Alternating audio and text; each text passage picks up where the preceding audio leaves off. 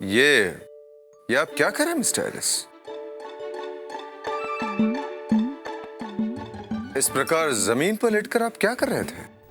मैं queen of Jhansi को respect दे रहा था। महारानी? परंतु महारानी तो यहां नहीं है।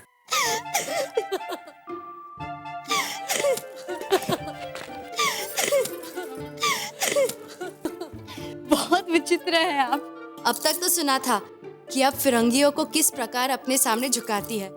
आज अपनी आंखों से देख भी लिया। आपने देखा, वो मुझे महारानी समझ रहा था। अच्छा एक बात बताओ, जब उसने भ्रमवश तुम्हें महारानी समझा तो तुम्हें बहुत अच्छा लगा ना? नहीं महारानी देवी, दासी को अपनी औकात मालूम है।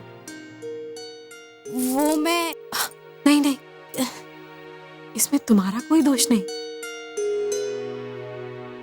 परंतु जब उसने तुम्हें महारानी के नाम से संबोधित किया तो तुम कितनी प्रसन्न हो गई थी। बोलो, चुप क्यों? बताओ हमें। अच्छा लगा था ना? एक पल के लिए तो अच्छा लगा था, परंतु ये आपकी उदारता है कि आप चुप रही।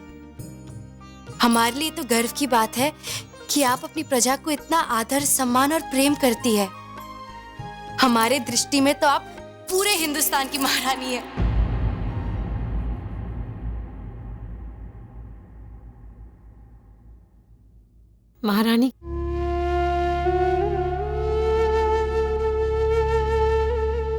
महारानी केवल सुनने में ही अच्छा लगता है।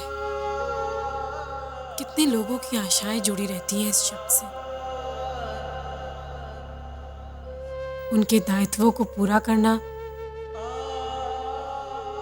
साधारण कार्य नहीं है गंगा।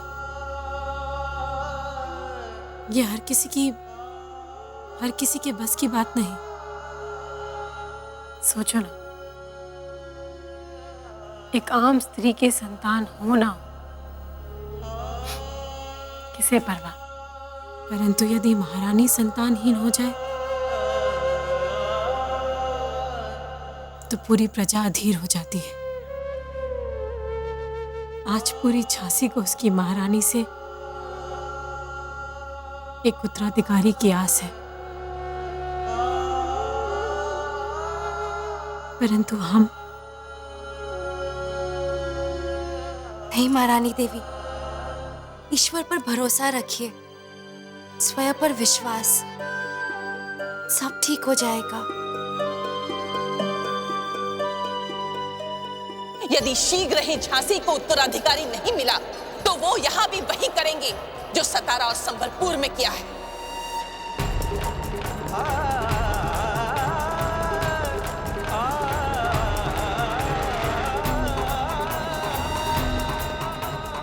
क्या हुआ महारानी देवी? महारानी देवी, महारानी देवी क्या हो रहा है? महारानी देवी,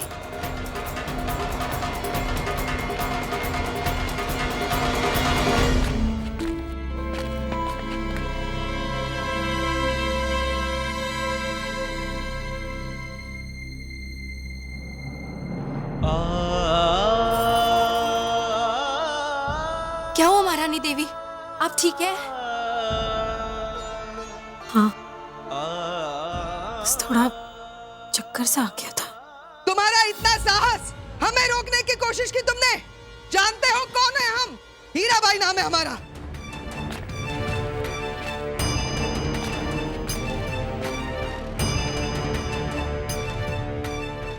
बताइए आप।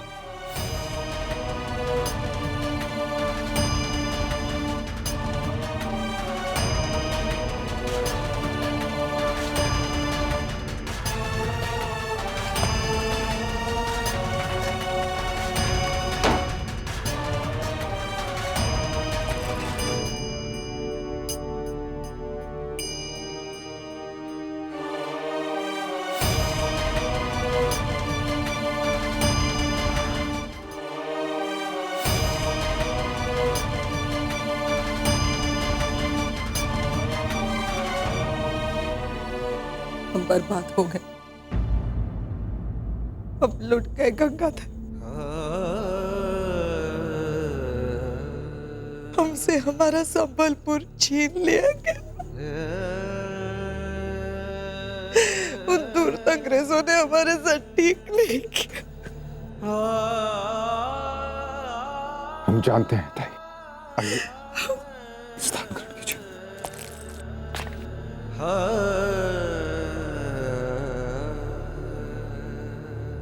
हमारे गुप्तचरों ने हमें यह सूचित किया था कि संबलपुर को बलपूर्वक अंग्रेजों ने अधिग्रहण किया और सुरेंद्र शाह को उत्तराधिकारी स्वीकार नहीं किया। हमारी ताई हीराबाई अपने छोटे भाई सुरेंद्र को लेकर पश्चिम की ओर गई। यह सुनकर हम विचलित हुए, परंतु आपने अपने भाई को योग्य समझा और झांसी आ गए। यह हमारा सौभाग्य है। गजानन ने चाहा तो सब ठीक हो जाएगा ताई। क्या ठीक हो जाएगा? क्या ठीक हो जाएगा गंगाधर? इन धूर्त अंग्रेजों ने हमें कहीं का नहीं छोड़ा है।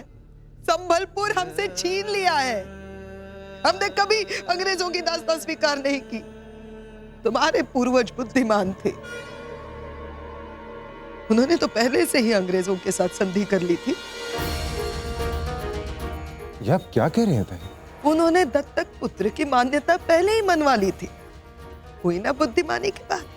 मेरे पिताश्री ने भी गोद लिया था इस सुरेंद्र को, पाला पोसा, लाड़ प्यार सब कुछ दिया, लेकिन ये दत्तक पुत्र हमारी गद्दी भी नहीं बचा सका। अपनी बहन का पल्लू पकड़ के पीछे पीछे भाग रहा है।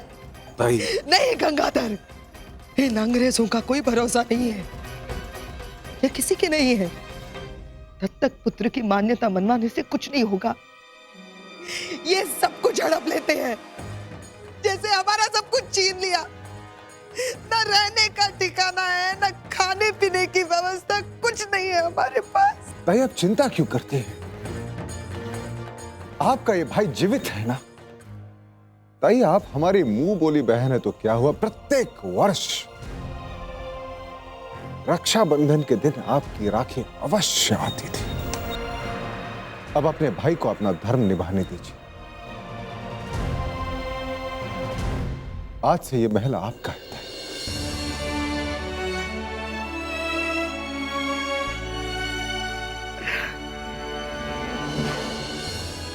धन्यवाद गंगाधर, तुम अपनी बहन को अच्छे से जानते हो।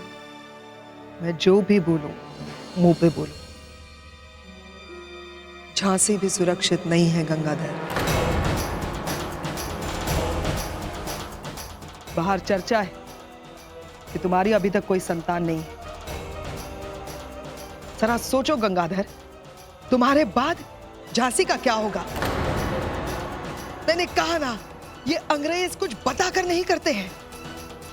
तुम्हारे आंखों के सामने तुम्हारे देखा देखी एक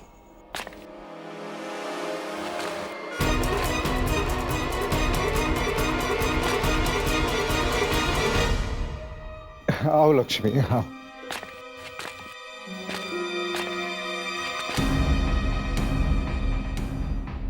यह हमारी ताई है हीराबाई, संबलपुर से आई है।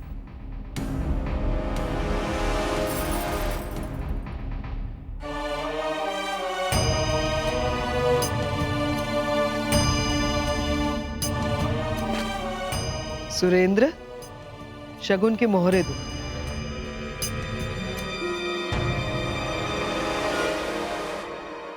यहां है।